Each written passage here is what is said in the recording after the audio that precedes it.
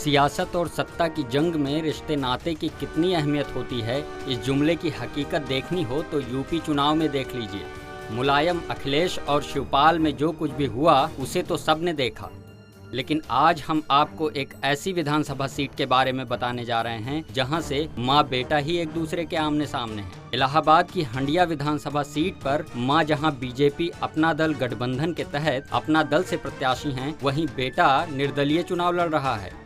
दरअसल बसपा सरकार में कैबिनेट मंत्री रहे और भ्रष्टाचार के मामले में कानूनी शिकंजे में फंसे राकेश दत्त त्रिपाठी की पत्नी प्रमिला त्रिपाठी जहां अपना दल से मैदान में हैं, वहीं उनके बेटे डॉक्टर प्रभात त्रिपाठी निर्दलीय ताल ठोंक रहे हैं। प्रभात त्रिपाठी का कहना है कि वो मां के खिलाफ नहीं बल्कि अपनी राजनीतिक पहचान बनाने के लिए लड़ रहे हैं। हमने पहले ही दिन, सबसे पहले दिन पर्चा खरीद लिया, उन्होंने दूसरे दिन खरीदा है। तो मां के खिलाफ आप लड़ेंगे? नहीं, मां के खिलाफ नहीं लड़ रहे हैं, मां के खिलाफ नहीं लड़ रहे हैं। तो क्यों लड़ रहे हैं आप बिना मुनाफिक? नहीं, चुनाव व्यक्तिगत बातों पे नहीं होता है। हाँ? हम लोग काफ़ी दिनों से कार्यकर्ता के स्तर पे जनता से जुड़े हुए हैं, वहाँ पे तमाम कार्यकर्ता परिचित हैं हमारे। उन्होंने हमसे कहा कि आप युवा हैं और आपको आगे आना चाहिए।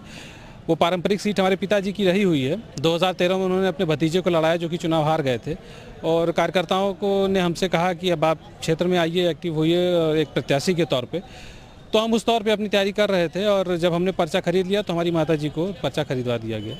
प्रभात के मुताबिक उनके पिता अपनी राजनीतिक विरासत देना नहीं चाहते, इसलिए उन्हें निर्दलीय उतरना पड़ा।